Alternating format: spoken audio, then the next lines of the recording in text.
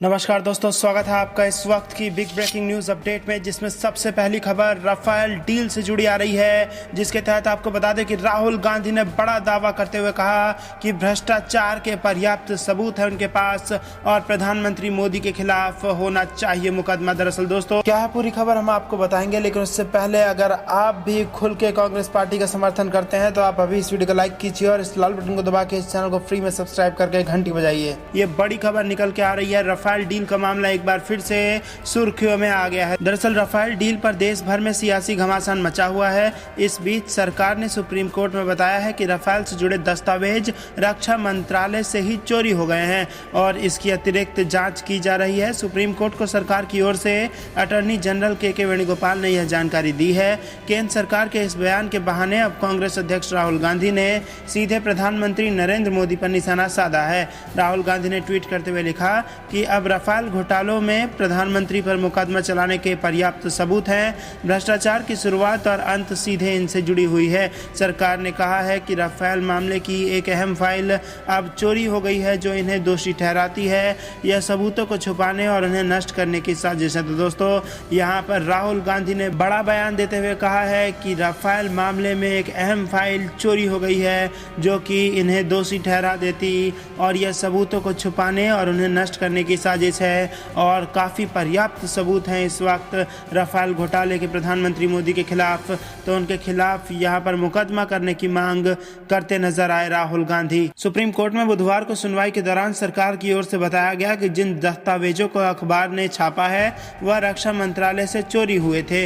इसकी आंतरिक जांच हो रही है। इस पर जस्टिस के.एम. जोसेफ ने कहा कि अगर सबूत पुख्ता है और भ्रष्टाचार हुआ है तो जांच जरूर होनी चाहिए। दोनों पक्षों के बीच तीखी बहस के बाद अगली सुनवाई के लिए 14 मार्च की तारीख तय की गई है। वहीं सुप्रीम कोर्ट ने रक्षा मंत्रालय के प्रमुख पर दस्तावेजों की चोरी के संबंध में कोर्ट में हलफनामा देने को कहा है। कोर्ट ने अटॉर्नी जनरल से पूछा कि क्या रक्षा मंत्रालय प्रमुख राफेल के चोरी हुए दस्तावेज पर हलफनामा दे सकते हैं कि जो दस्तावेज अखबार और न्यूज एजेंसियों ने इस्तेमाल किए हैं वो चोरी हो गए हैं। इस पर अटॉर्नी जनरल ने सहमति जताते हुए गुरुवार तक हलफनामा पेश करने की बात कोर्ट में कही है। तो दोस्तों, यहाँ पर बड़ी खबर निकल के आ रही है, जिसके तहत आपको बता दें कि राहुल गांधी ये कह रहे हैं कि जो दस्तावेज भारतीय जनता पार्टी के झूठ का उजागर करती उनके खिलाफ इस्तेमाल होने वाला था, वो दस्तावेज इस वक्त गायब हो चुका है और ये सीधा सीधा तथ्यों को छुपाने का यहाँ पर मामला भाजपा के खिलाफ बनता है और उन्होंने मुकदमा कराने की मांग कर दी है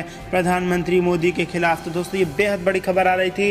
रुक करते हैं अगली बड़ी खबर की तरफ कि इसी हफ्ते हो सकता है लोकसभा चुनाव की तारीखों का ऐलान। चुनाव आयोग ने पूरी कर ली है अपनी तैयारियां। दरअसल दोस्तों, चुनाव आयोग अगले कुछ दिनों में लोकसभा चुनाव की तारीखों का ऐलान कर सकता है। सूत्रों के मुताबिक 7 मार्च से 10 मार्च के बीच चुनाव की घोषणा की जा सकती है। इसके साथ ही आंध्र प्रदेश, अरुणाचल प्रदेश, उड़ीसा और सिक्किम में विधानसभा चुनावों की घोषणा भी की जा सकती है।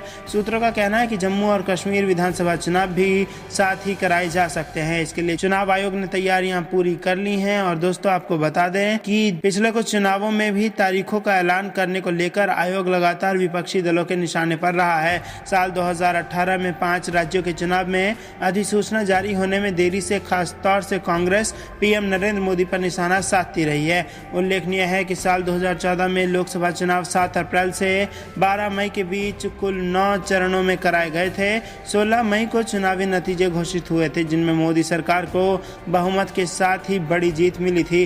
गौरतलब है कि प्रधानमंत्री मोदी ने 26 मई 2014 को शपथ ग्रहण किया था। पिछले चुनाव में अधिसूचना 5 मार्च को जारी की गई थी, जो 7 अप्रैल को होने वाले पहले मतदान से 25 दिन पहले था। साल 2009 के लोकसभा चुनाव 16 अप्रैल से 13 मई के बीच 5 चरणों में हुए थे, लेकिन अभी तक इस बार जो चुनाव होने वाला है, लेकिन ये खबरें आ रही हैं कि आयोग ने अपनी तैयारियां पूरी कर ली हैं। रुक करते हैं अगली बड़ी खबर की तरफ। जेल में बंद लालू का दिखा शायराना अंदाज। उन्होंने लिखा कि ना मैं गिरा ना मेरे हौसले के मीनार गिरे। दरअसल दोस्तों, लोकसभा चुनाव 2019 की घोषणा से ठीक पहले बिहार में सियासत तेज हो गई है। सियासत के बीच राजद सुप्रीमो लालू प्रसाद यादव ने अपने विरोधियों पर एक बार फिर से निशाना साधा है। बुधवार को लालू ने ट्वीट कर शायराना अंदाज में अपने विरोधियों पर चुटकी ली है। लालू यादव ने लिखा कि मुद्दई लाख बुरा चाहे तो क्या होता है, वही होता है जो मंजूर जनता होता है। इसके साथ ही लालू ने एक तस्वीर भी पोस्ट की है जिस पर लिखा है कि ना मैं गिरा ना मेरे हौसले के मीनार गिरे, मगर मुझे गिराने में कई लोग बार बार गिरे। मुद्दई लाख बुरा चाहे तो क्या होता है, वही होता है जो मंजूर जनता होता है। रिम्स में बंद लालू ट्विटर पर खासे एक्टिव रहते हैं। इससे पहले भी वह ट्वीट कर अपने विरोधियों पर निशाना साध चुके हैं। पटना में पीएम की रैली के बाद भी लालू ने एक वीडियो ट्वीट कर रैली में भीड़ जुटाने के तरीकों पर सवाल खड़े किए थे और अब उन्होंने शायरी से एक बड़ा तंज कसा है कि मुद्दे लाख चाहे तो क्या होता है, वही होता है जो जनता चाहती है। और इसी के साथ उन्होंने कहा कि कई लोगों ने मुझे गिराने की कोशिश की, लेकिन ना मैं गिरा ना ही मेरे हौसले के मीनार गिरे, लेकिन जिन लोगों ने मुझे गिराने की कोशिश की वो कई बार गिरे। रुक करते अगली बड़ी खबर की तरफ, जो कि फिर से राफेल विमान से जुड़ी आ रही है। राफेल की फाइलें चोरी होने पर कुमार विश्वास ने कसा तंज, बोला लो जी, ना रहेगा बांस ना बजेगी बांसुरी। दरअसल दोस्तों, सुप्रीम कोर्ट में राफेल केस की सुनवाई के दौरान केंद्र सरकार ने बताया कि रक्षा मंत्रालय से राफेल की कुछ गोपनीय फाइलें चोरी हो गई हैं। इस पर कवि कुमार विश्वास ने निशाना साधते हुए कहा कि भगवान मालिक है या वो मालिक है जो इन दिनों भगवान है। दरअसल केंद्र सरकार की ओर से बुधवार को सुप्रीम कोर्ट में पेश अटॉर्नी जनरल के वेणुगोपाल ने राफेल की गोपनीय कागजात चोरी होने का खुलासा किया।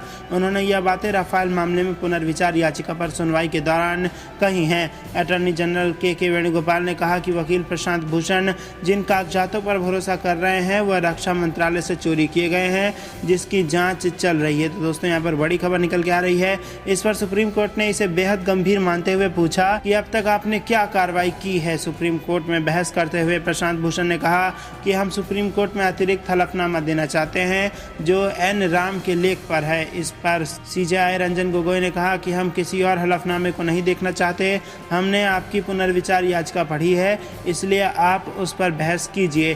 कुमार विश्वास ने राफेल की फाइल गायब होने को लेकर अपने खास अंदाज में तंज कसा है। उन्होंने ट्वीट करते कहा कि लो जी, ना रहेगा बांस ना बजेगी बांसुरी, ये तो गोपनीय सरकारी रक्षा दस्तावेज है। ऐसे मसलों में तो सैकड़ों लोग गायब हो जाते हैं। ये बड़ी जांची परखी व्यापम आदत है। भगवान मालिक है या वो मालिक हैं जो इन दिनों भगवान बने हुए हैं। तो दोस्तों, यहाँ जबरदस्त तंज भारतीय जनता पार्टी के खिलाफ उन्होंने कसा है और उन्होंने कहा है कि यहाँ तो लोग गायब हो जाते हैं, ये तो महज फाइल है। और इसके साथ उन्होंने कहा कि ये जांची परखी व्यापम आदत है। इस व्यापम शब्द को आप इस पर गौर कर सकते हैं। और दोस्तों, गौरतलब है कि दिसंबर में हुई सुनवाई में सुप्रीम कोर्ट ने राफेल सौदे को लेकर मोदी सरकार को राहत दी थी। सुप्रीम कोर्ट से सरकार ने बाद में फैसले में सीएजी रिपोर्ट का उल्लेख करने वाली एक हिस्से में सुधार की मांग की थी। इसके अलावा प्रशांत भूषण, यशवंत सिन्हा और अरुण शौरी ने भी फैसले के खिलाफ पुनर्विचार याचिका दाखिल की थी, जिस पर सुनवाई की जा रही है। तो दोस्तों, ये बेहद बड़ी खबर निकल के आ रही है। कुमार विश्वास ने भी कसा है भारतीय जनता पार्टी पर तंज और उन्होंने कहा कि लो जी, ना बांस रहेगा और ना बांसुरी बजेगी। और दोस्तों, रुक करते हैं अगली बड़ी खबर की तरफ। देश में जबरदस्त बेरोजगारी और बेरोजगारी दर 2016 से अब तक रिकॉर्ड स्तर पर। दरअसल दोस्तों, CMIE का एक नया बड़ा खुलासा हुआ है, जिसके तहत आम चुनाव से कुछ दिनों पहले ही सरकार के लिए एक तकलीफदेह खबर आई है। देश में बेरोजगारी की दर साल 2016 के बाद से अब तक रिकॉर्ड स्तर पर पहुंच गई है। सरकार पहले से ही सस्ते कृषि पैदावार और नौकरियों में कम बढ़त को लेकर विपक्ष के निशाने पर है। Centre for monitoring Indian economy द्वारा जारी आंकड़ों से यह बात सामने आई है। फरवरी 2019 के दौरान देश में बेरोजगारी की दर 7.2% तक पहुंच गई। यह सितंबर 2016 के बाद का अब तक का रिकॉर्ड स्तर है। फरवरी 2018 में बेरोजगारी दर 5.9% थी। एक समाचार एजेंसी के अनुसार CMIE के यह आंकड़े देश भर के लाखों परिवारों में किए गए और सर्वे पर आधारित हैं। CMIE के प्रमुख महेश व्यास ने एजेंसी को बताया कि नौकरी चाहने वालों की संख्या में गिरावट के बावजूद बेरोजगारी की दर में रिकॉर्ड बढ़त हुई है। उन्होंने कहा कि फरवरी में करीब 40 करोड़ लोगों के नौकरी में रहने का अनुमान है, जबकि पिछले साल फरवरी में यह संख्या 40.6 करोड़ के आसपास थी। गौरतलब है कि अप्रैल से मई के बीच देश में लोकसभा चुनाव होने हैं। ऐसे में यह आंकड़ा मोदी सरकार के लिए तकलीफदेह हो सकता है। हालांकि सरकार बेरोजगारी की अपने स्तर पर आंकड़ा जारी करती है और सरकार ने बार बार कहा है कि बेरोजगारी दर मापने के पुराने मापदंड में बदलाव की जरूरत है। गत दिसंबर माह में एक अखबार की रिपोर्ट में दावा किया गया था कि साल 2017-18 में बेरोजगारी का स्तर 45 साल के रिकॉर्ड लेवल पर पहुंच गया है। अखबार में दावा किया गया था कि यह NSSO की लीक रिपोर्ट है। PMI की जनवरी में जारी रिपोर्ट में कहा गया था कि 2018 में करीब 1.1 करोड़ लोग बेरोजगार हो गए। इसके लिए 2016 में मोदी सरकार द्वारा की गई नोटबंदी और 2017 में लागू GST को जिम्मेदार बताया गया। तो दोस्तों, ये एक बेहद बड़ी खबर निकल के आ रही है कि जबरदस्त बेरोजगारी से जूझ रहा है देश और चुनाव में भारतीय जनता पार्टी को हो सकता है इसका बेहद बड़ा नुकसान। तो ये थी दिन भर की कुछ बेहद ज़रूरी और बड़ी खबरें जो कि हमने आपको बताई। अब हर एक खबर में आप हमें अपनी राय ज़रूर बताइए। अंत तक बने रहने के लिए आप सभी का बहुत बहुत धन्यवाद। देख रहे थे आपका अपना चैनल